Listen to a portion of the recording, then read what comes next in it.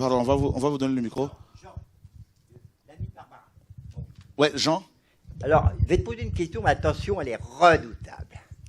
Et qui a causé énormément de dégâts par sa non-compréhension. D'accord.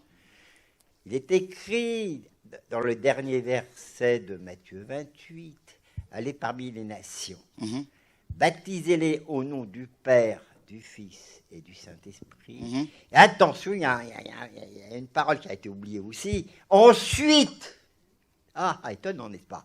Ensuite, enseignez-leur ce que je vous l'ai prescrit. Voici, je suis avec vous jusqu'à la fin du monde, on connaît. Mais ce n'est pas l'objet de ma question.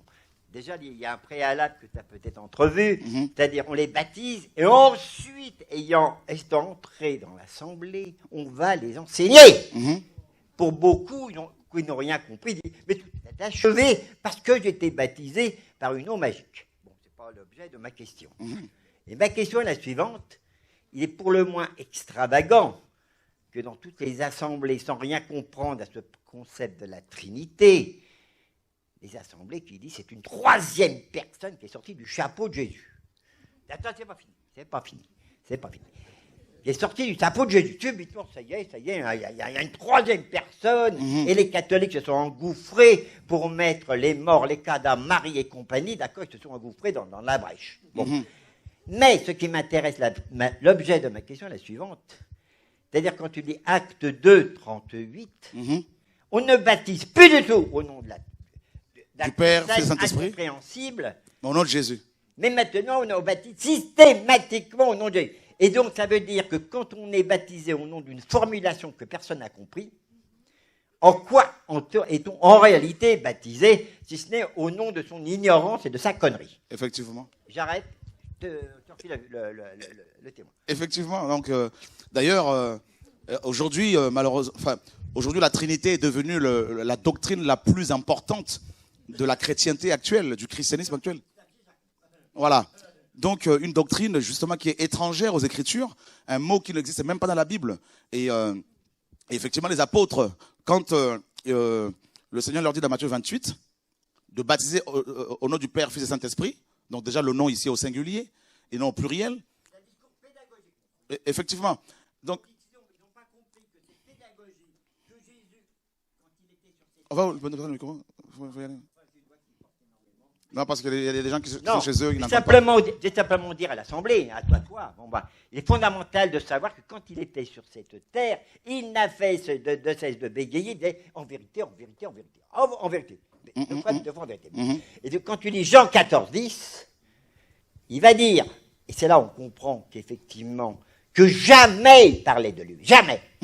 Les paroles que je fais, les miracles que je fais, rien de ce que je fais au nom de moi-même, mais je le fais par le Père qui vient en moi. Et nous, en tant que chrétiens, il y a une transposition à faire, comme Paul le dit dans Galates 2:20, si je vis, ce n'est pas moi qui vis, c'est Christ qui vit en moi. Donc il est tout à fait clair que, quand il est écrit à Timothée de ça, il n'y a qu'un seul Dieu, qu'un seul médiateur, Jésus-Christ, homme. Amen. Ça veut simplement dire quoi? C'est qu'en aucune manière, nous n'avons accès au Père. Même un seul mot, une seule virgule adressée au Père, c'est un parjure parce qu'on a un avocat qui va trier notre folie et la présenter au Père d'une manière agréable. Bon. Donc, ce que je voulais simplement dire, c'est-à-dire par rapport à la quoi? Par rapport au fait que le Père et le Fils, même quand ils médiatisent pour nous, là, si on est là, c'est pour lui, c'est lui qui nous a envoyés. Et le Saint-Esprit, bien évidemment, qu'il y a plein de choses qui ont été très mal comprises. Cette fameuse Trinité, elle fait des dégâts effroyables. Complètement. Je vous recommanderai d'ailleurs Hébreux chapitre 12, verset 2, qui dit « Ayez les regards sur Jésus, Amen. Qui suscite la foi et l'amène à la perfection. Beaucoup sont une sorte d'incompréhension. C'est pour le moins effroyable. Il y a des églises, on ne prie même pas Jésus, on ne connaît que cette troisième personne mystérieuse. C'est ça. Hein? Et le Saint-Esprit plaide pour nous, Saint-Esprit, et Jésus dans l'affaire, il passe à la trappe et aux oubliettes. Complètement. T'as compris? Donc on est dans des fondamentaux qui ont très, très mal été compris. Dans toutes les églises quand tu prends par exemple 2 Corinthiens 4, verset 3-4, qui dit « Si notre évangile est encore voilé, il est voilé pour ceux qui périssent. » Donc il est tout à fait clair que quand... mais simplement, je vais beaucoup te faire rire. J'étais dans une assemblée qui se revendique d'un 7e jour, qui m'a beaucoup apporté, mais ça ne m'a servi rien que de marchepied pour aller plus loin. Bon. Et effectivement, je les ai mis en morceaux, en miettes. J'aurais mis le nez dans leur caca, je serais tenté de dire. Parce que quand tu lis, par exemple, attention, il y a un verset qui est redoutable. Et combien de fois, par rapport à ton discours, je suis émerveillé, là, je m'éclate, je m'amuse beaucoup. Parce qu'en réalité, quand tu prends le premier verset de Hébreux 11 au verset 1, il est écrit que la foi, c'est espérer des choses qu'on ne voit pas. Alors, la chose saugrenue, dans l'Assemblée, nombre de fois, il a posé la question. Mais qu'est-ce donc la foi? Je rigole par rapport à ton discours. Là, je m'éclate, là. Bon. Et j'entendais nombre de frères, de sœurs se lever et dire on espère des choses qu'on ne voit pas. Alors, ça a été trop, j'ai explosé. Voir le contexte de ce verset. On va dérouler les prophètes, on va dérouler. Ils n'avaient pas encore vu, tu as vu le contexte qui suit après dans Hébreux 11. Bon. Et en fin de compte, j'aurais dit mais si vous espérez des choses que vous ne voyez pas, mais comment pouvez-vous chanter des louanges de ses bontés, etc., puisque vous ne l'avez jamais vu dans votre vie? Si Jésus est vivant dans votre vie, mais vous devez témoigner de miracles, de prodiges, etc. Voilà. Non, mais c'est pour ça que je te dis, ton discours est tout à fait extraordinairement atypique par rapport au monde protestant, adventiste, catholique, etc., etc. Parce que tu es dans la proclamation d'un Jésus vivant, Amen. Puissant. Amen. Tu vois ce que je veux dire? Vraiment, vraiment. Il est extrêmement atypique. Et moi, mon verset à moi, je vais te le recommander, parce que je n'ai de cesse, c'est un leitmotiv pour moi-même, et je m'en amuse beaucoup. Quand tu lis Hébreux, excuse-moi, j'arrête. Non, attends, je termine. Romains 8, 24, 25. Qu'est-ce qu'il écrit? On peut le lire, on va le lire.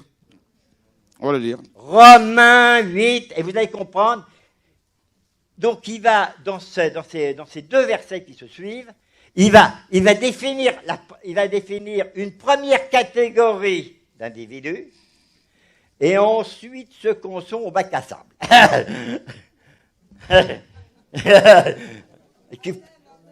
Mais des fois, on peut rester toute sa vie dans le bac à sable. Jusqu'à sa mort. Et alors, ça y est, vous y êtes? Romains 8, 25, oui, c'est bon. Romains 8, 24. Et 24. Romains, excusez-moi, j'ai une voix qui porte tellement, bon. Romains 8, 24, 25. Ça y est? On y va. Car c'est en espérance que nous sommes sauvés. Continue. Or, l'espérance qu'on voit n'est plus espérance. Car ce qu'on voit, peut-on l'espérer encore? Et là, le bac à sable, là, maintenant. Mais si nous espérons ce que nous ne voyons pas, c'est que nous l'attendons avec patience. Donc, on voit bien 2 catégories d'individus. La première catégorie, c'est des gens affirmés, et qui ont vécu, par exemple, Malachie 3.10, par exemple. Il y a d'autres choses à dire. Mettez-moi de la sorte à l'épreuve, dit le Seigneur, l'Éternel des armées.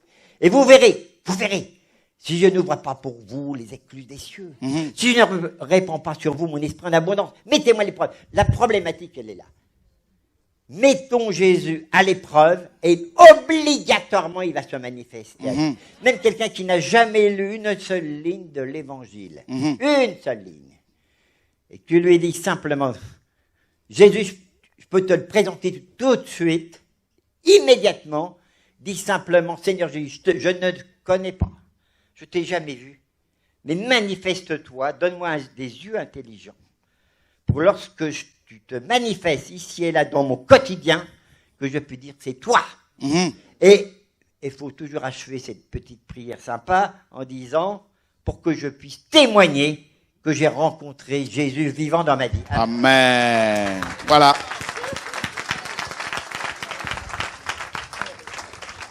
C'est ça, ce qui est magnifique, c'est que on se laisse guider par le Seigneur. C'est le Seigneur, bien sûr. Non, c'est le Seigneur. Non, c'est le Seigneur qui a parlé. Ça, c'est... Amen. C'est le Seigneur qui a parlé. Ça, je sais pourquoi. Parce que la doctrine de la Trinité fait des dégâts, amoindrit notre Dieu. Et Dieu qui est esprit, Dieu qui est tout puissant, on va le disséquer en 3 morceaux, en 3 personnes distinctes. On dit que ces 3 personnes sont co-créatrices, co-éternelles. Mais vous vous rendez compte, mes amis, excusez-moi, mais de l'imbécilité de la chose, de l'idiotie de la chose, mais c'est grave.